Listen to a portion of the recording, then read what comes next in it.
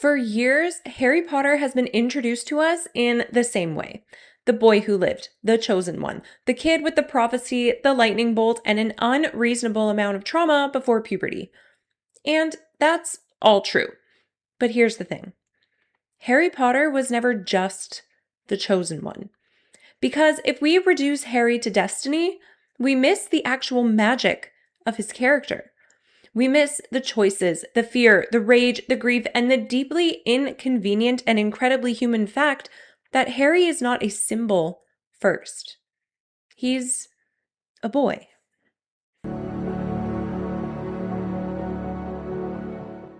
Welcome back, fellow mages, to the Grounded Mage, where we explore how myth and magic exist in everyday life. And today is about as magical as it gets, as we explore the psychology of one of modern fantasy's most famous heroes, Harry Potter. Let's keep in mind, Harry Potter is a boy before he's anything else. And a lot of people forget that. Except for McGonagall. She states it herself. Potter is a boy. But he's not just that. He's a boy who is neglected, a boy who is isolated, a boy who is repeatedly placed in danger by the adults around him, and honestly, recklessly so, and a boy who has every reason to become bitter, cruel, and numb. And yet, he keeps choosing love, loyalty, and sacrifice. So today, we are going back to Hogwarts to talk about why Harry Potter was never just the chosen one. He was a case study in attachment, resilience, trauma, moral development, identity formation, and the psychology of choice under pressure. In other words, this is less Expelliarmus and more what happens to a child when the world keeps telling him who he's supposed to be before he even knows who he is. And honestly, that's way more terrifying than Voldemort. Let's get into it. Just in case you clicked without knowing a single thing about the boy who lived, there are movie and book spoilers ahead. When Harry walks into Diagon Alley, the entire wizarding world already sees him as a myth. But psychologically, Harry's development begins long before he even knows he's a wizard. So let's start where all good trauma narratives begin, with adults making terrible decisions. Harry loses both of his parents as a baby. Not metaphorically, not emotionally distant, actually passed away. Then he's placed with the Dursleys, who provide him with emotional neglect, social isolation, humiliation, chronic invalidation, and, depending on how literally you read The Cupboard Under the Stairs, some deeply concerning environmental conditions. So, before Harry ever gets a wand, he has already learned some very specific things about the world. Love can disappear suddenly, caretakers may not be safe, your needs are inconvenient, you survive by staying small, quiet, and useful, and you are fundamentally the other. That matters. Because one of the most powerful frameworks here is attachment theory, originally developed by John Bowlby and expanded by Mary Ainsworth. Attachment theory basically asks, what do early caregiver relationships teach us about safety, trust, and worthiness? A child raised in a stable, loving environment tends to develop more secure attachment. A child raised in inconsistency, neglect, and hostility, that child often develops strategies around hypervigilance, self-reliance, emotional suppression, or anxious people-pleasing. And Harry is textbook insecure attachment. He's deeply independent, he struggles to ask for help, he minimizes his pain, he often assumes he has to carry burdens alone, and he repeatedly risks himself before considering whether someone else might help. Sound familiar? That's not just hero stuff. That's trauma-adapted behavior wrapped in Gryffindor branding. Have you ever been praised for being strong when what you were really doing was surviving alone? Because sometimes what looks like courage is actually a child who learned that no one was coming. And that's Harry all over. I think one of the most important lines in the entire series comes from Dumbledore in the Chamber of Secrets. It is our choices, Harry, that show us what we truly are, far more than our abilities. And look, Dumbledore says many things, some of them wise, some of them suspiciously convenient for a man who keeps assigning minors to war zones. But this one hits because Harry and Voldemort are deliberately built as mirrors. They're both orphaned, they're both marked by loss, both raised without parental love, both powerful, both outsiders, both capable of Parseltongue, and both linked by magic and fate. And yet they diverge. Why? Not because one had a prophecy and the other didn't, not because one was magically good, and not because one was inherently purer. They diverge because of meaning-making and choices. This lines up beautifully with Viktor Frankl's work in existential psychology, especially in Man's Search for Meaning. Frankl argued that even in suffering, humans retain the power to choose their orientation toward experience. Not total control, not perfect freedom, but agency in response. Harry didn't choose his parents passing away, the Dursleys, that prophecy, Voldemort's obsession with him, or the expectations placed on him. But he can choose whether to protect others, whether to become cruel, whether to seek revenge, whether to trust, whether to sacrifice, and whether to define himself by pain or by love. That's the real spine of Harry's character, not destiny, agency. If we want the thesis statement for Harry Potter's psychology, it might actually come from book 1. The Sorting Hat wants to put Harry in Slytherin. And honestly, that should have sparked more conversation in the fandom than it did. Because what does Harry do? He says, not Slytherin. Now, from a developmental psychology standpoint, this is huge. Harry is 11. He has almost no stable sense of self yet. He's just discovered this world. He's overwhelmed. He's lonely. And he wants belonging. Desperately.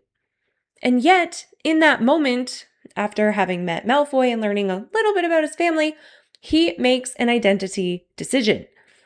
And this connects really well to Erik Erikson's stages of psychosocial development, especially in the stage of identity versus role confusion. Adolescence is where we ask, who am I? Who am I becoming? What labels fit me? And which ones are being imposed on me? Harry's whole life is people telling him who he is. A freak, a celebrity, the savior, the chosen one, a troublemaker, or a weapon. The Sorting Hat scene is one of the first moments where Harry says, no, I choose. Even when the system, the adults, and even the magic itself seems to suggest another path. And that matters because identity isn't just discovered. It's constructed. Where in your life have you accepted a label because it was given to you? And where have you actively chosen who you are? Because Harry's magic isn't that he's special. It's that he keeps refusing definitions that would make him less than himself. We need to talk about something that people often get weirdly annoyed about. And that's Harry's anger in Order of the Phoenix. And I'm gonna say it here, Harry wasn't whiny in book 5. He was traumatized. Thank you for coming to my TED Talk. Actually, no, wait, I have more. By book 5, Harry has witnessed Cedric unalived, been tortured, been disbelieved, been isolated from information, been gaslit by authority figures, been publicly smeared, been forced to return to an abusive home, experienced recurring intrusive visions, and lost a sense of safety completely. And people read that and go, wow, he's kind of moody. Yeah, Brenda, it's called post-traumatic stress. Harry in Order of the Phoenix shows classic trauma responses. Irritability, emotional dysregulation, hypervigilance, isolation, intrusive thoughts and visions, anger outbursts, distrust, shame, and difficulty feeling understood. This lines up with trauma research from folks like Bessel van der Kolk and the broader literature on how trauma affects emotional regulation, perception of threat, and the nervous system. Trauma doesn't make people noble and poetic.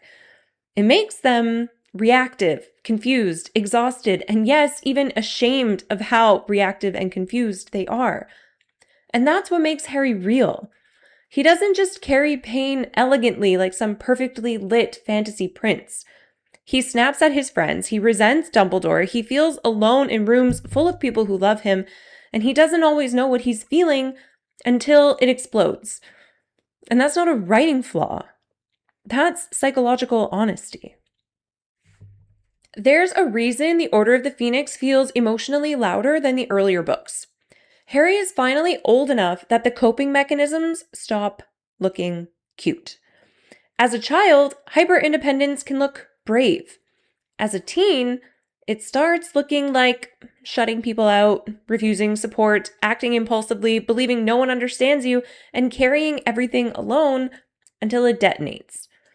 That's a very real developmental progression for trauma survivors.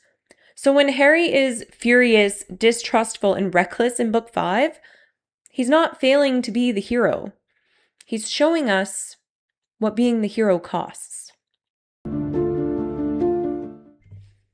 Now, here's where it gets really interesting. Harry has a repeated pattern across the series. He feels personally responsible for everyone. Everyone. We see countless examples of it. Saving Hermione from the troll, going after the stone, trying to save Ginny, rushing to Sirius, obsessing over Draco's danger in the Half-Blood Prince, and walking into the forest at the end.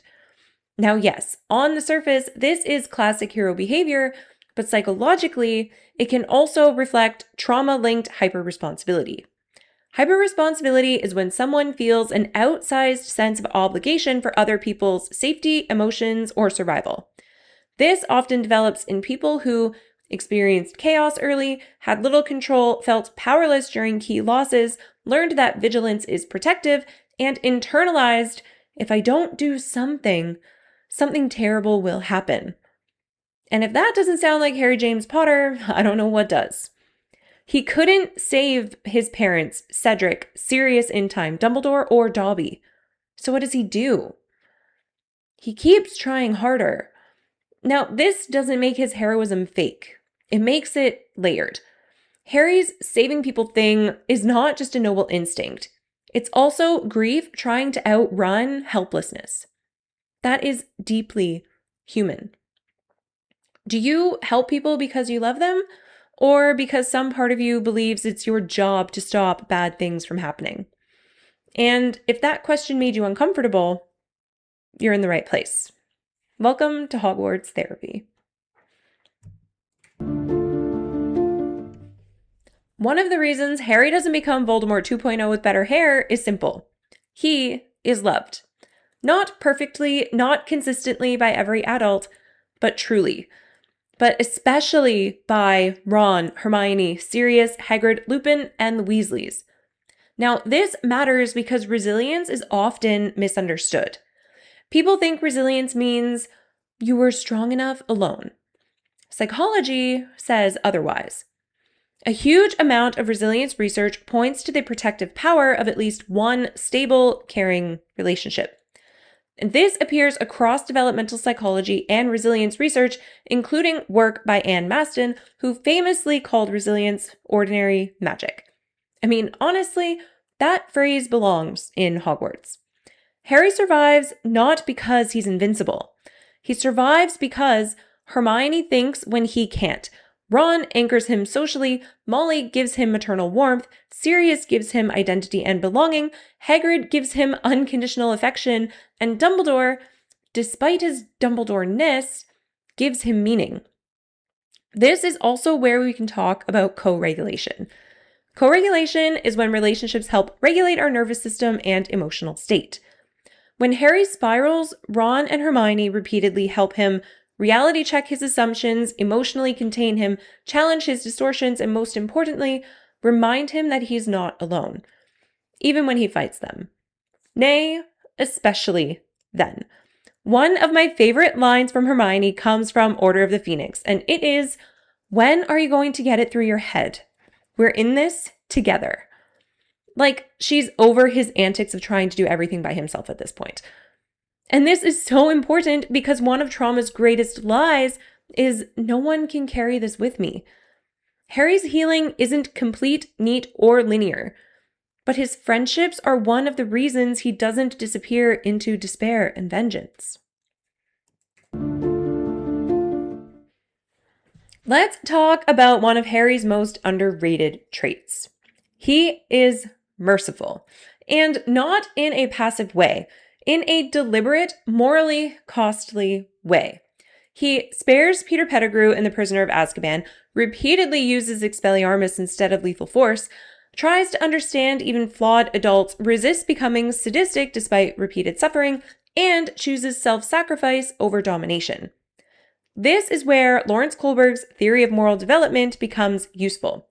Kohlberg proposed that moral reasoning develops through stages: avoiding punishment, seeking reward or approval, following rules and social order, and eventually, in more advanced forms, acting from internal ethical principles.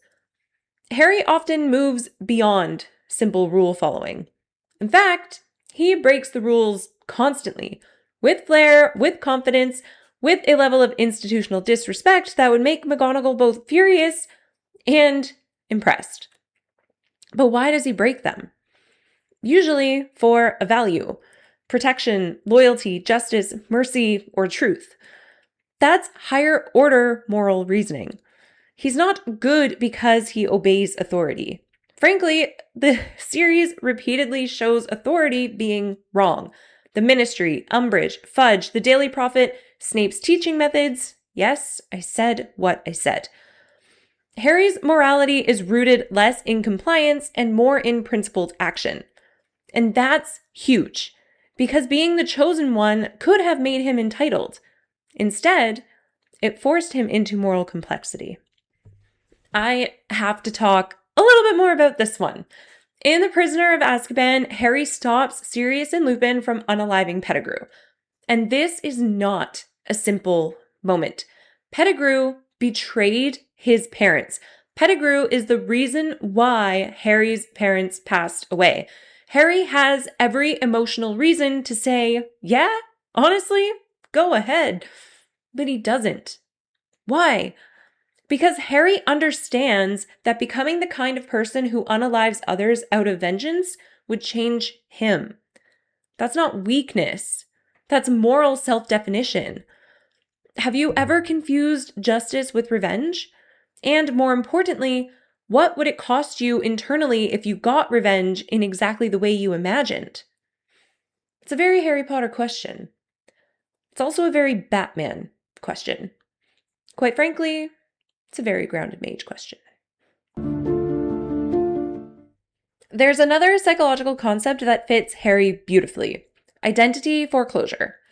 This is when someone commits to an identity too early because it's imposed by family, culture, or circumstance, without enough room to explore alternatives.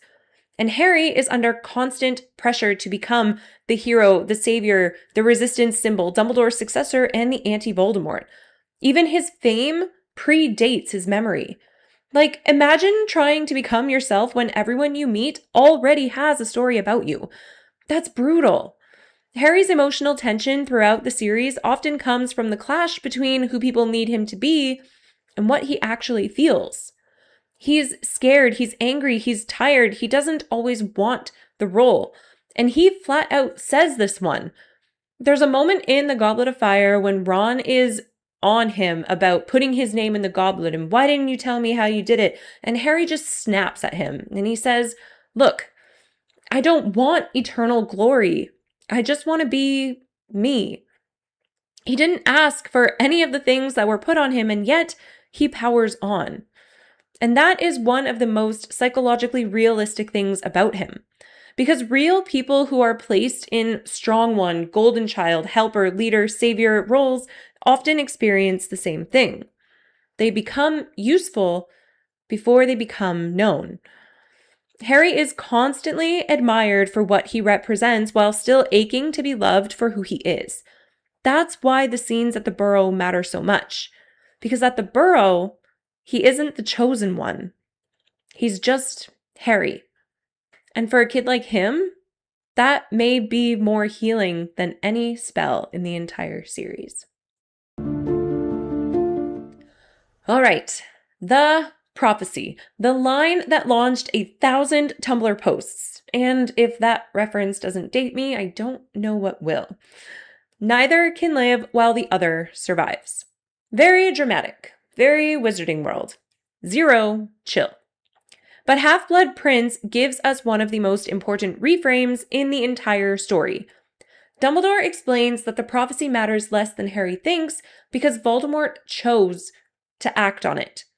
Meaning, the prophecy did not force the story. Choices did. Voldemort chose Harry. Voldemort marked him. Voldemort created the conditions of the prophecy's power. And then Harry later chooses to face Voldemort not because a magical sentence made him do it, but because he understands what kind of world exists if he doesn't do it. That's existential psychology again. Meaning isn't handed to Harry. It's accepted, consciously, painfully, freely. This is why Harry's heroism is not passive destiny. It's active consent. And that's a massive difference. If we are talking about Harry being more than just the chosen one, we have to talk about the Deathly Hallows, specifically Harry walking into the Forbidden Forest. This is one of the most emotionally devastating scenes in modern fantasy, and I will never be normal about it, because by this point, Harry has learned something horrifying. He's not just hunting Horcruxes. He is one. A piece of Voldemort has been living in him the entire time. Which means the final confrontation isn't just external. It's internal identity conflict. And yet, what does Harry do? He doesn't rage, he doesn't bargain, he doesn't turn cynical, he doesn't say, well, everyone manipulated me, so maybe I'll just burn it all down. And honestly, that would have been understandable. But instead, he chooses sacrifice. Not because he has no fear, but because he has enough love to move through that fear. This aligns with a lot of work in pro-social behavior, altruism, and self-transcendent meaning. Psychologists have long studied why humans sometimes act against self-interest to protect others. And the answer often involves empathy, attachment bonds, moral identity, and meaning systems larger than the self. Harry's walk into the forest is not blind obedience. It's the culmination of everything he has chosen to become. He's no longer acting as celebrity, symbol, student, or child. He's acting as a person whose identity is now anchored in, I will not let my pain become everyone else's prison. That's not a prophecy. That's character. When life has hurt you, what do you become in response? Do you become harder, numb, controlling, detached? Or do you become someone who says, the pain stops here?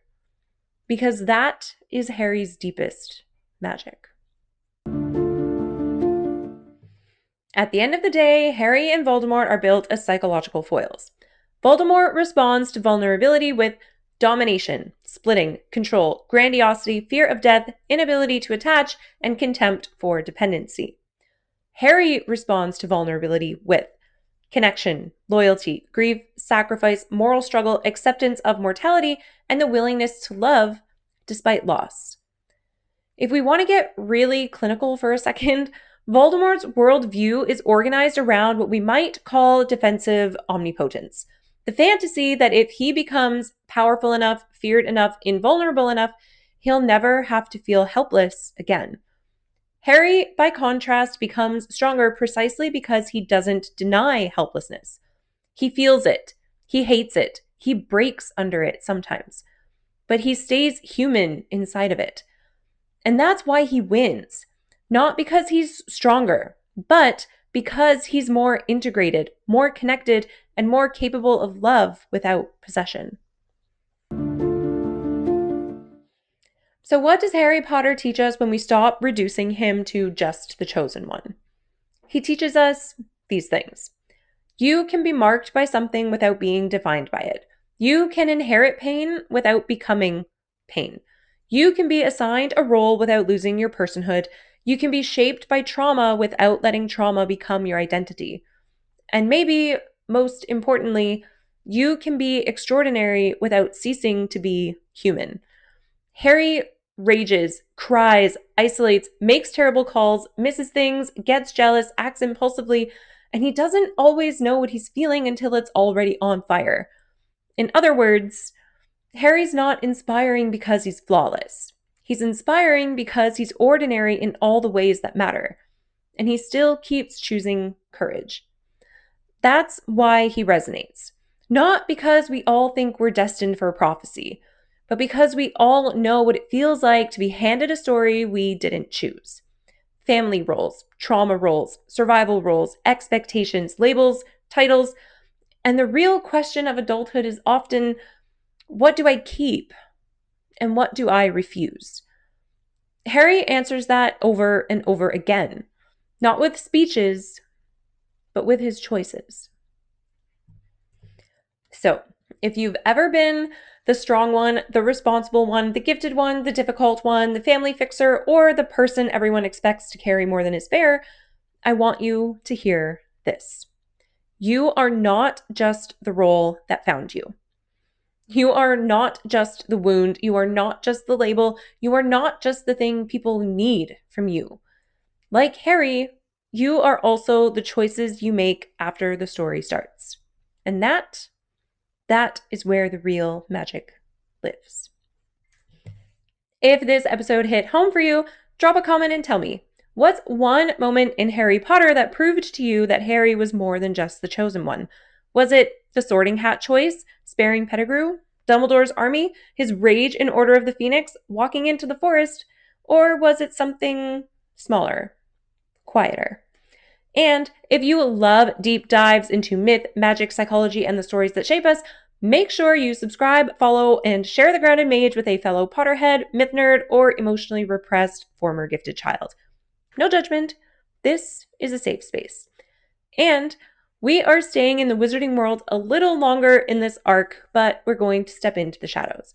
Because next week, we are talking about one of the most quietly heartbreaking characters in Harry Potter. A man shaped by loss, shame, survival, and the exhausting ache of believing you are dangerous to the people you love. Remus Lupin. Until next week, fellow mages, make it make magic.